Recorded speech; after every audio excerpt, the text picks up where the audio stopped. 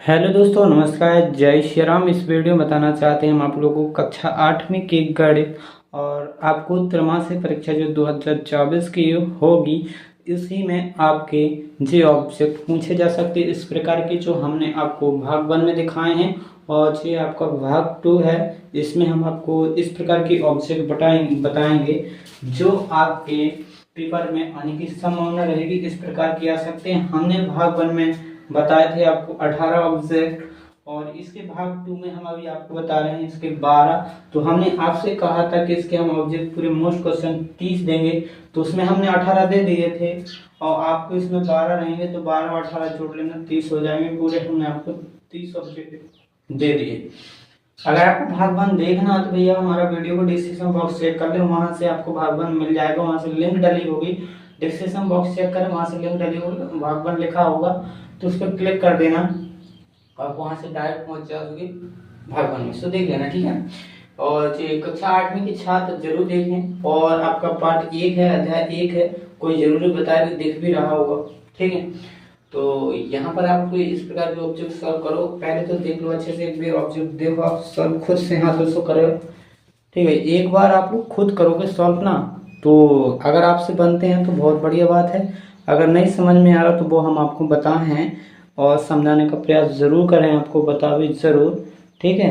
तो वीडियो में बने रहें, लास्ट तक जरूर देखना, वीडियो पूरा देखना अपना, शुरू से एंड तक देखोगे तो आप में जरूर समझ में आएगा।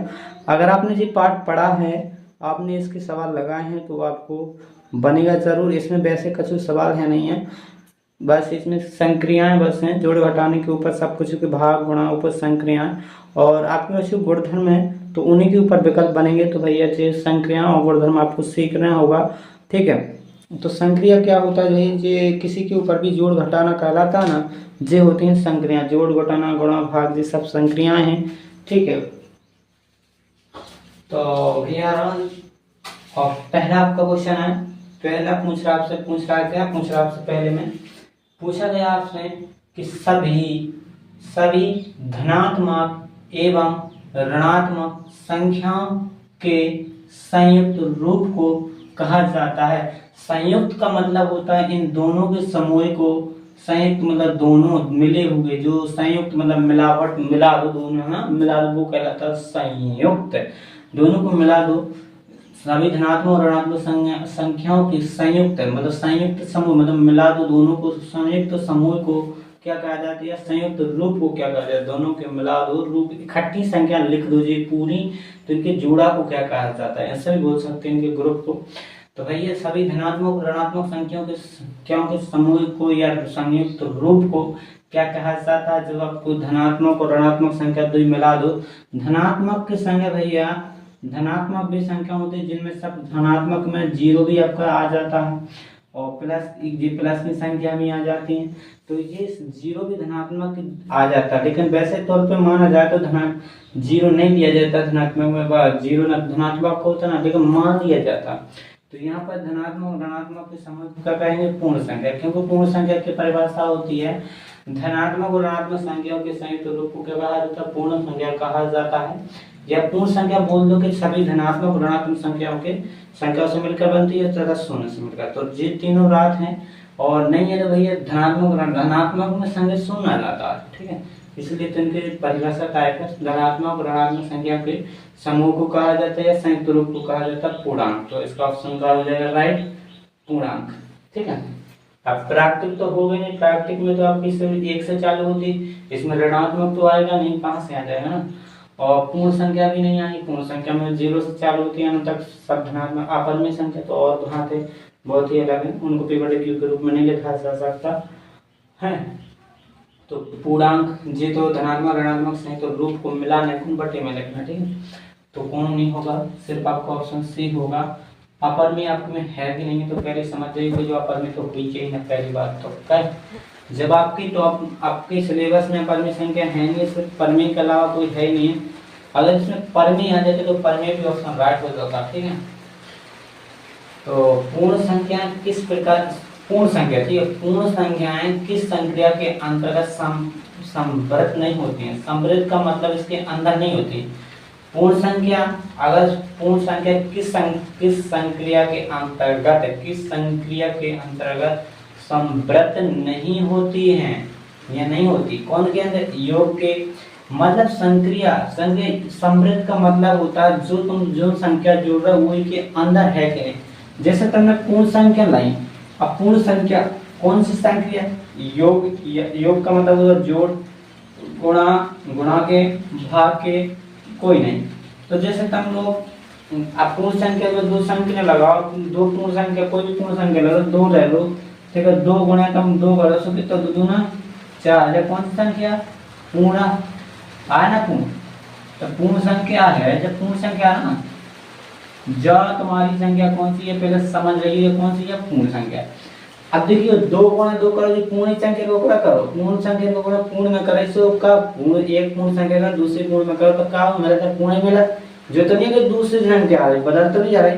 तो संक्रिया का मतलब ये होता है कि पूर्ण संख्या, संक्रिया नहीं मतलब अंतर समृद्ध का, समृद्ध कोई के अंदर, तो पूर्ण संख्या को गुणा कर रहा है पूर्ण ही आ रही, तो कहा है पूर्ण संख्या गुणा कर रहा है पूर्ण ही आ रही, तो ये कहलाता समृद्ध है, गुणा में समृद्ध है। अगर तुम जोड़ो भी सो समृद्ध, दो पूर्ण संख्या ना जोड़ो सो 8 और 10, जब भी कहा पूर्ण संख्या आ रही नहीं है पूर्ण संख्या, तो इन्हें भी कोई भी संख्या तुम चार जैसे ले लो, प्लस की बस रही हो तुम, पूर्ण संख्या प्लस ही नहीं होती, माइनस तो आए ना इनमें, तो इन्हें जोड़ो सो 9 6 15 सब ये पूर्ण संख्या। तो जोड़ में भी कहो, जोड़ में अगर इनको जोड़ कर रहे तो मैं तो का भी मिल रही, पूर्ण संख्या मिल रही, दो पूर्ण संख्या ना जोड़ो और पूर्ण मिले, ये कहलाता समृद्ध। अगर तुम दो पूर्ण संख्या को अब गुणा करो, गुणा होगा, भाग करो, अगर भाग करो तो 2 का भाग 2 में लगाओ, 2 को 8 का भाग, सॉरी 2 का भाग 8 में 2 के 2 चौको 8 से ज्यादा पूर्ण संख्या है। लेकिन अगर तुम इसको उलट के कर दो कि तुम 5 में भाग अगर 2 का दो तो 5 का भाग 2 में नहीं जाना, 5/2 आ जाना, क्या भाग जाएगा नहीं, इस 5 भाग जाएगा नहीं, तो ये भाग कहलाता नहीं, मतलब इस रूप ऐसा लग जाएगा, तो ये 5/2 कैसे रूप कैसी कहलाता है, परमीय संख्या है ना, परमीय संख्या, जिन्हें p/q के रूप में लिखा जाए उन्हें परमीय संख्या। तो ये ऐसी संख्या बन जाती है भाग में, तो ये का अब दूसरी संख्या घुस आई में है, तो जो पूर्ण संख्या को भाग लगाओ हमने, वो परमीय बन गई, तो जा कहा भी समृद्ध नहीं है, कहीं समृद्ध नहीं है, पूर्ण संख्या के भाग के का समृद्ध नहीं है। अगर ऑप्शन में भाग हो तो भाग का समृद्ध नहीं है। इनमें योग के गुणन के भाग के, तो गुणन के तो देखो योग करके देख लो, तो योग में तो का हो पूर्ण संख्या आओ, तो ये 4 जन से पूर्ण संख्या जोड़ो तो पूर्ण ही मिलता है। और गुणन में तब कोई पूर्ण संख्या ले लो, दो पूर्ण संख्या को गुणा करो, 4 3 ले लो, 2 ले लो, 4 जे ले लो, तुम उनको गुणा करियो तो मैं कम मिले हरदम पूर्ण ही संख्या मिले, तो गुणन में भी मिले, जो योग में भी मिले। और लेकिन भाग कर ले सो भाग में का मिल जाने, कभू कभू परमीय मिल जाने, कभू कभू पूर्ण संख्या मिल जाए। देखो एक देर भाग लगाओ तो समय पूर्ण मिली थी, ठीक है, मिली थी, एक देर भाग लगाओ समय परमीय मिली, सो जे भाग के लाने का समृद्ध नहीं है, भाग में क्या अलग अलग आती, तो इसका ऑप्शन राइट, ये तो सही है। लेकिन देखो इसमें पूछा था, क्या पूछा था, देखो इसमें पूछा गया था आपसे ऑप्शन बार सवाल में पूछा गया था पूर्ण संख्या किस संक्रिया के अंतर्गत समृद्ध नहीं है, कौन नहीं है, भाग के अंदर समृद्ध नहीं है। कैसे, इनमें भाग लगाओ, तुम कोई पूर्ण संख्या में भाग लगाओ, कभी तुम्हें पूर्ण मिलने, कभी तुम्हें परमीय मिलने, अलग मिल रही संख्या, तो इनमें कहा जाए समृद्ध नहीं है, भाग के में समृद्ध नहीं रहे, बाकी बाहर जाए, मतलब पूर्ण संख्या के बाहर जाए, पूर्ण संख्या के अलग संख्या बन जाए। अगर तुम पूर्ण में भाग दो तो दूसरी संख्या देख रहे हो तुम यहाँ पर, हमने पूर्ण में भाग जाए पूर्ण का पूर्ण में भाग दिए कितना 5/2, जब कौन सी संख्या परमीय बन गई थी, तो जो इसलिए समृद्ध नहीं है।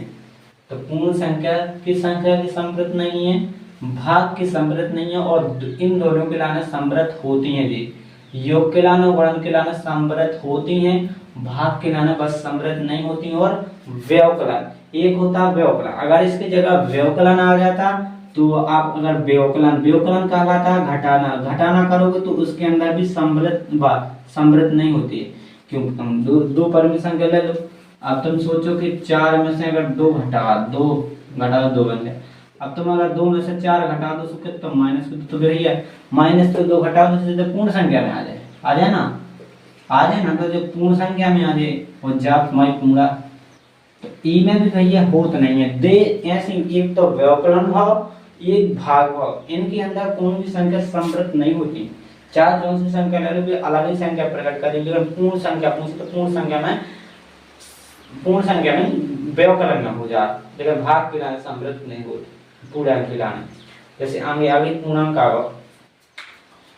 आगे देखो बता रहे, तो जो तो आपका समझ में आएगा। अगर योग के लाने कोई भी पूर्ण संख्या किस संख्या के अंतर्गत समृद्ध नहीं है, तो भैया ये भाग और व्यवकलन के लाने समृद्ध नहीं हो, और बाकी के लाने समृद्ध हो। संख्या आपकी योग हो, गुणा हो, व्यवकलन भाग चार संख्याएं रहती हैं, तो ये कर सके 30 संख्याएं आपकी।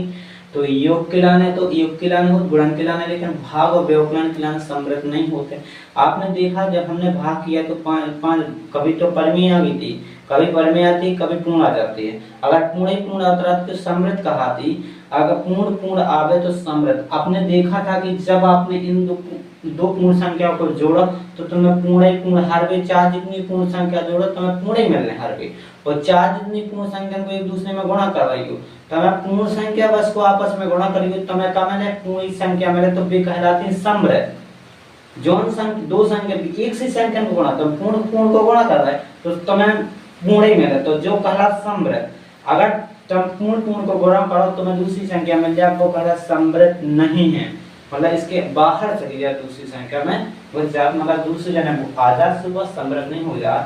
ठीक है, तो अब आपको तीसरा क्वेश्चन है पूर्णांक संख्या। पूर्णांक संख्या किस संख्या के अंतर समृद्ध नहीं होती है। हमने बताया था कि पूर्णांक, हाँ देखो योग करेंगे तो तुम्हें चार जो भी पूर्ण संख्या जोड़ रही हो, अब तुम कोई भी पूर्ण संख्या यहाँ पर जोड़ सकते हो, तुम्हें क्या मिले तुम्हें पूर्णांक ही मिले। तुम जोड़िए तो कोई भी देख लियो, तुम देखो जैसे एक पूर्ण संख्या जोड़ रहे पूर्णांक का, एक और दो पूर्णांक का जोड़ो तो पूर्णांक ही मिल रहा, तीन भी तुम्हारा पूर्णांक कहा। और तुम अगर 8 प्लस के माइनस के 2 जोड़ो, अगर माइनस के 8 माइनस के 2 जोड़ो तो कितने आना, माइनस के 10 तुम्हारा जे का कहला। अब तुम कहीं जोड़ कैसे जाए, तो यानी भैया कोष्टक खोल रही है, माइनस के 2 से ना माइनस के 10 ही आना भी, तो तुम्हारा माइनस के 10 भी पूर्णांक ही कहा कहला, तो पूर्णांक ही तुम चार जैसे जोड़ लो यार, चार जैसा जोड़ लो, तो जी में कहा ना माइनस का ये कहला तुम्हारा सब पूर्णांक है। जिस संख्या सब लिखा है पूर्णांक आ रहे हैं, जौन संख्या ना जोड़ रहा है कोई संख्या मिले, हम पूर्णांक ही जोड़ रहा है, हमें पूर्णांक ही मिल रहा था, तो योग में क्या कहेंगे संख्या समृद्ध कहें। क्या कहना समृद्ध, योग के लाने समृद्ध कहें। तो जितना पता चल गया योग के लाने समृद्ध है, पूर्ण संख्या योग के लाने समृद्ध नहीं वाला होंगे जो तो समृद्ध है।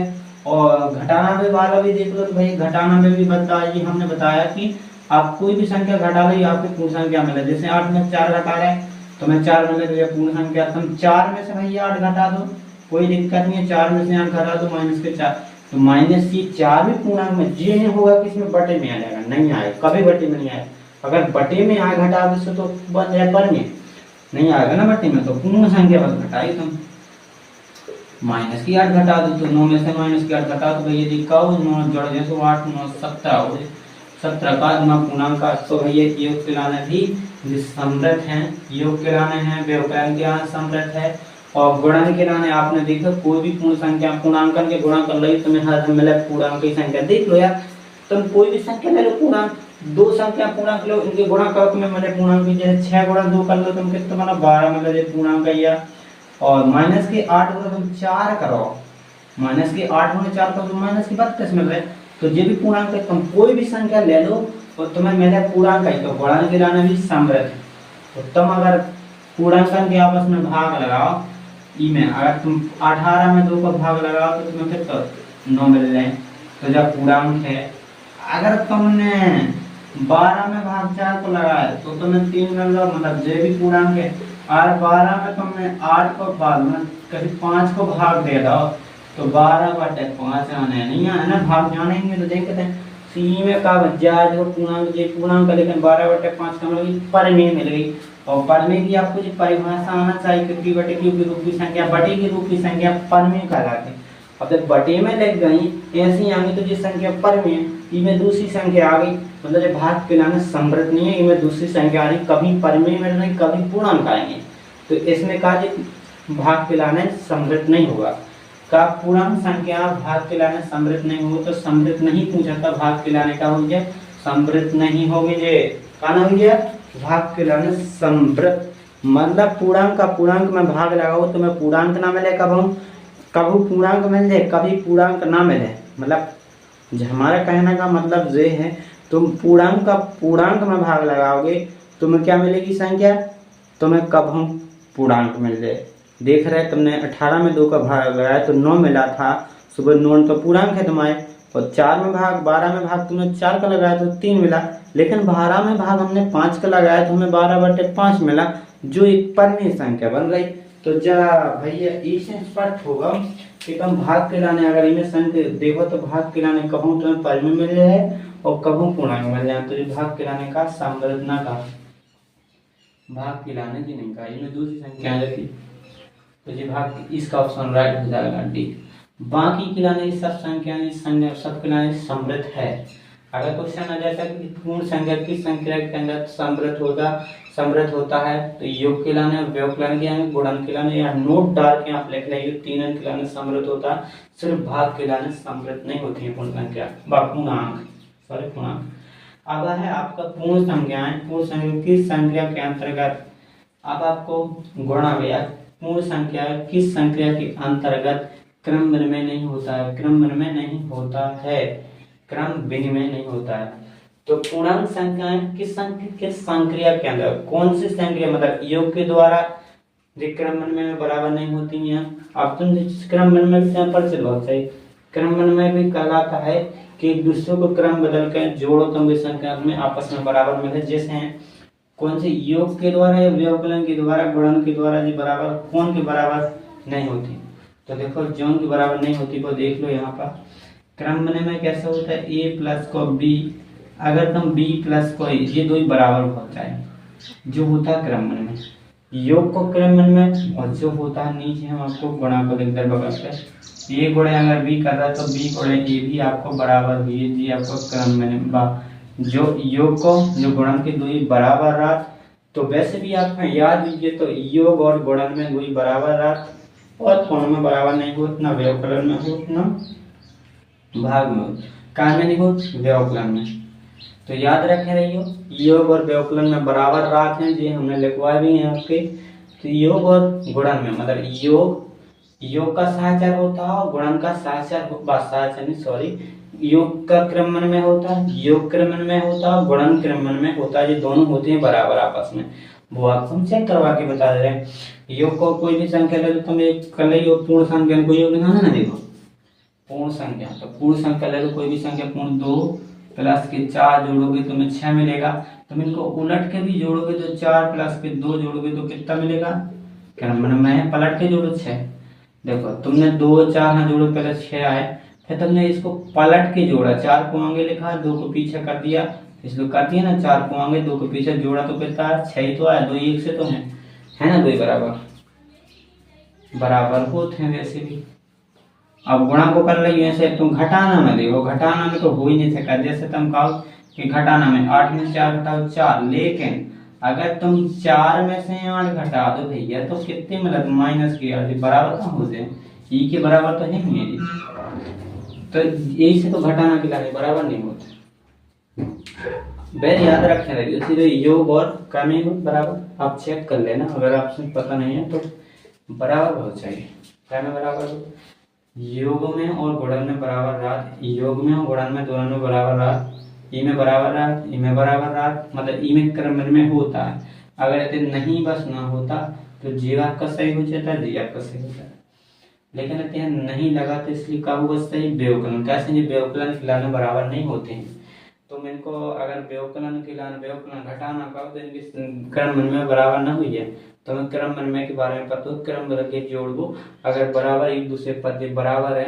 तो वो व्यवकलन में बराबर ना है तुम देख लो चेक कर रही वैसे भी आपको बताता हूँ समझाता हूँ लेकिन कल लेके बहुत टाइम हो जाए वीडियो बहुत लंबा हो जाए ठीक है हम ऐसे बताते चलते हैं और क्या खिलाने बराबर हो योग और गुणन खिलाने बाकी कोई खिलाने बराबर नहीं आप भाग खिलाने हो ना व्यवकलन भाग भी आ जाता है तो व्यवकलन ना मिला तो आपका भाग भी मिला तो भाग में भी क्रम में बराबर नहीं होता है ठीक है पूर्ण संख्या खिलाने भाग में ही बराबर नहीं हुआ और व्यवकलन खिलाने बराबर नहीं होता है ठीक है। तो योग और गुणन खिलाने सिर्फ बराबर होता है पूर्ण संख्या।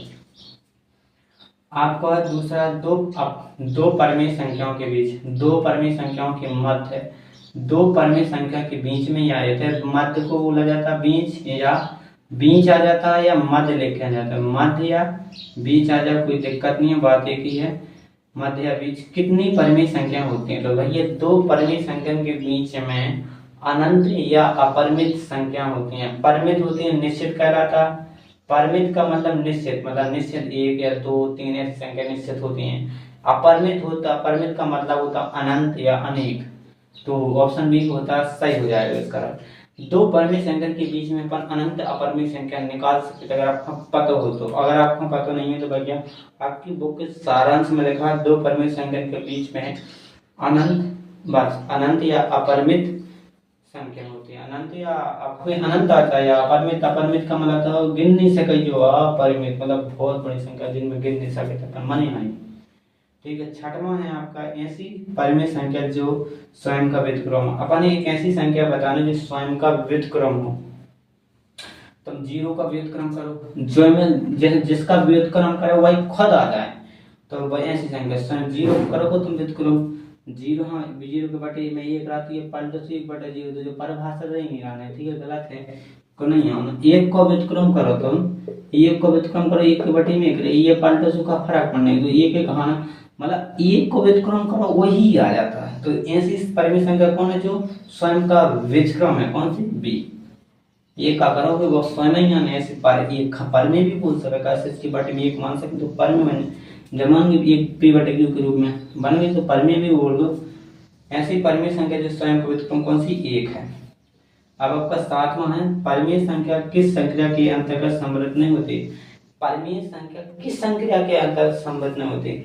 अब परिमेय संख्या किस अंतर्गत सम्मिलित नहीं होती भैया? योग के, परिमेय संख्या के योग के में, या व्यवकलन में, या गुणन की, या तीनों में।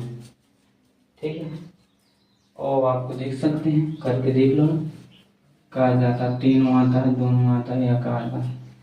तब जैसे ये परिमेय संख्या दे दो परिमेय संख्या दे, अब इनको तुम जोड़ करियो, वैसे भी तुम्हें हमेशा मिले जी परिमेय संख्या, जैसे इनको योग करो तो 5 आएगा, 6/5 बन जाएगा। तो तुम्हें जब मिली कौन सी संख्या? परिमेय। परिमेय में माइनस प्लस की सब संख्या आ जाती, तो भैया ये माइनस योग जो तुम्हारे, अब तुम घटाना करिए तो तुम्हें कोई दिक्कत ना है, तुम चाहे माइनस की ले चाहे प्लस की ले, कोई दिक्कत नहीं है। सब परिमेय तो परिमेय कहलाएंगे, माइनस प्लस में सब माइनस की भी संख्या आ जाती है प्लस, तो इमें दिक्कत नहीं है। तो तुम्हें क्या मिल रहा है? जैसे हम ले लें 4/5 में से 9/5 घटा दें, तो एलसीएम कितना आएगा? 5, और 4 में से 9 घटेगा तो कितना जाएगा? -5/5। तो ये भी तो कहा परिमेय है, मतलब 5 में 1 कट दे तो -5 से 5 कट जाए, तो ये कहा जाए माइनस के 1 भी कहा परिमेय संख्या ही कहलाए। तो भैया योग के लाने, व्यवकलन के लाने, गुणन के लाने, तीनों के लाने समृद्ध होती हैं। अब भैया गुणन के लाने तो सब कुछ समृद्ध हो जाए। तुम कोई परिमेय को परिमेय गुणा करो, परिमेय मिल जाए। ध्यान रखो कोई भी संख्या का परिमेय तुम संख्या 4/3 का गुणा तुम 2/3 में करो, तुम्हें मिले कौन सी? 4 गुना 3 गुना मिले तुम्हें परिमेय। हर भी 4 दिन से हम तुम्हें कब बताएं, तुम कोई भी संख्या ले लो, दो परिमेय संख्या लइयो उनको गुणा करिए तुम्हें क्या मिले? परिमेय। दो परिमेय संख्या को तुम जोड़ कर लगी तुम्हें मिले परिमेय। दो परिमेय संख्या को घटाई तुम्हें मिले परिमेय। तो जी कौन कौन में समृद्ध आती? तुम दो परिमेय संख्या में कोई भी 3 जोड़ लो, 4 जोड़ लो, कोई भी कितनी भी परिमेय संख्या जोड़ो तुम्हें मिले परिमेय। 4 कितने भी परिमेय संख्या को गुणा कर लो तुम्हें मिले परिमेय। ठीक है, तो कहना योग के लाना, व्यवकलन के लाना, गुणन के लाना, और तीनों के लाने जो समृद्ध होती है। ठीक है, बस क्लियर। लेकिन भाग के लाने समृद्ध नहीं होती, क्योंकि भाग में कहीं कहीं पे तो कौन पता चलो दशमलव जाता या भाग बदल के दशमलव तो का परिमेय संख्या का जिनके दशमलव अंक नहीं पुनरावृत्ति ना होगा अपन में कहा भाग के लाना ना होगी, भाग के लाने समृद्ध नहीं हो सका। आप बुक में भी देखना भाग के लाने समृद्ध नहीं होगी। आपका अगला क्वेश्चन है तीनों के लाने, इसका ऑप्शन राइट हो जाएगा, ठीक, तीनों में समृद्ध है। 8वां है आपका परिमेय संख्या किस संख्या के अंतर्गत क्या होती? परिमेय संख्या किस संख्या के अंतर्गत क्रमबद्ध में नहीं होती? तो भैया परिमेय संख्या किस संख्या के अंतर्गत क्रमबद्ध में नहीं होती? देखो अभी देखा था तुमने ऊपर कम बजे परिमित तो जो पूर्ण संख्या संजय के क्रम में जो तो ये चौथा दिखा था, पूर्ण संख्या किस संख्या के अंदर क्रम में नहीं होता है, तो भैया योग के लाने तो होता है, व्यवकलन के लाने भी होता है, ठीक है, गुणन के लाने सॉरी देखो क्रम में नहीं होता, तो भैया में व्यवकलन की बात लाने नहीं हो, तो व्यवकलन की लाने नहीं होती है, लेकिन गुणन के लाने का तो जिस समृद्ध है गुणन में, गुणन के लाने क्रमण में है, योग के लाने क्रमण में है, लेकिन व्यवकलन का क्रमण में नहीं होता है, तो व्यवकलन मतलब घटाना का क्रमण में बराबर नहीं होता है, दोनों बराबर व्यवकलन का नहीं होता, तो इसका गलत था कौन सा, व्यवकलन। तो इसमें परिमेय संख्या में क्या हो जाए, परिमेय संख्या योग के तो हो ही जाएंगे, तुम दो हैं, हम जैसे तुम दो परिमेय संख्या जोड़ोगे तो हमें मिलेगा परिमेय सॉरी यहाँ पर क्रम विनिमय है, क्रम विनिमय का नियम रूल पालन करेगा। क्या नियम होता है कि दोनों साइड बराबर मतलब उलट पुलट के जोड़ भी दो तो बराबर आएंगे एक से, जैसे आपको ए प्लस को बी, ठीक है, ए प्लस बी जोड़ रहा तो बी प्लस ए मिला, परिमेय संख्या में ले लो चार, तुम परिमेय में ले लो, गुणन में भी बराबर आते हैं, ए गुणा बी करो चार, बी गुणा ए करो, ये दो ही बराबर रहा, ठीक है, जोड़ में बराबर हो, बाकी घटाना घटाना में सब बराबर नहीं आता, घटाना में तो उल्टी आएंगे, तुम जैसे अगर जो घटा रहा है ए माइनस बी घटाओगे तो तुम बी में से घटाओ, अगर बी तो का माइनस हो जाए, बी में से तुम बी में से घटा दो सबकी तुम्हारी छोटी, जैसे हम जो बताओ परिमेय संख्या ना, तो परिमेय संख्या तो कोई भी लो, जैसे 6 ले लो तो 6 ले लो, तुम 6 में से अगर 4 घटा तुम्हें कितना मिला, तो आ तो जी परिमेय सब, लेकिन अगर तुम 4 में से अगर 6 घटा दो कितना होना, माइनस के 2, तो थोड़ी बराबर आ नहीं है ना बराबर, तो आए तो जी परिमेय, कासिन के बट्टे में तुम एक मान लो तो सब जने परिमेय तो होना परिमेय है, सब जने बट्टे में एक मान तो परिमेय है। ऐसे हम आपको समझा के खिलाने बता रहे हैं कि इनको अगर तुम जोड़ घटाना ये घटाना करके खिलाने करो तो क्रम में बराबर नहीं होता, क्रम में को काम करा कि तुम उलट पुलट के जोड़ो, तुम्हारा आएगा आंसर उतना ही, चाहे जोड़ पलट के जोड़ो चाहे जैसे करो, तो जैसे जोड़ हो तुम जोड़ के लाते जो तुम 6 में 4 जोड़ो तो 10 आओ ना 10, अब इन्हें तुम पलट के भी जोड़ो तो 10 ही आया, 4 और 6 जोड़ो तो कितने और 10 ही आओ, तो जी इनके लाना तो बराबर हो, योग के लाना बराबर हो, तो अगर तुम गुणा में देखो नहीं के लाना तो 6 गुणा 4 करो तो कितना 24, अब इन्हें पलट को गुणा करो 4 गुणा कितने करोगे 6, तो आएगा ही 24, लेकिन योग गुणा में तो जी बराबर रहा, दो ही बराबर हैं, देखो योग गुणा में दो ही बराबर है, क्रमण में क्रमण में को नियम है, गुणधर्म में क्रम, देखो जैसे इनमें लिखो जी बराबर रहा तो ऐसे इनमें बराबर रहा, योग गुणा के लाना बराबर रहा तो कोण के लाना बराबर नहीं रहा, तुम देख लो, अब घटाना करेंगे तो बराबर नहीं रहेगा, तुम देखो 7 में से अगर 3 घटा दो क्या बच्चा 4, अगर तुम 3 में से 7 घटाओगे तो तुम्हें क्या बचेगा माइनस के 4, एक में प्लस को और एक में माइनस को, कहां से बराबर हो जाए, तो योग के मतलब व्यवकलन के लाने क्रम में बराबर नहीं होता, व्यवकलन का क्रम में नहीं होता, परिमेय संख्या का व्यवकलन नहीं, परिमेय संख्याओं का व्यवकलन क्रम में नहीं होता, तो परिमेय संख्या का व्यवकलन क्रम में नहीं होता, तो कौन सी संख्या का नाम होता है, परिमेय संख्या किस संख्या के अंतर्गत क्रम में नहीं होती, कौन सी संख्या की, घटाना वाली, सो कौन सी है घटाना की, व्यवकलन को बोलते हैं घटाना, तो योग में और गुणन में तो होता है क्रम में, लेकिन घटाना में नहीं होता, घटाना में क्या बराबर नहीं होता, योग को कर लो और गुणा कर लो तो दोनों में बराबर आता, आपने देखी है यहाँ पर, जैसे अब इसकी 9वां क्वेश्चन है आपका, 9वें में आ जाओ, इसमें तो आपको समझ में आ गया, जब आप बुक में देखोगे लगाओगे तो आपको समझ में आएगा, उसमें बिल्कुल डिटेल में बताया है, अगर आपको अच्छे से समझ में आए तो बताना, कमेंट करो, हम आपको समझाएंगे जरूर, क्रम में क्या होता है, साचर क्या होता है, ठीक है, संक्रिया के बारे में सब बताएंगे।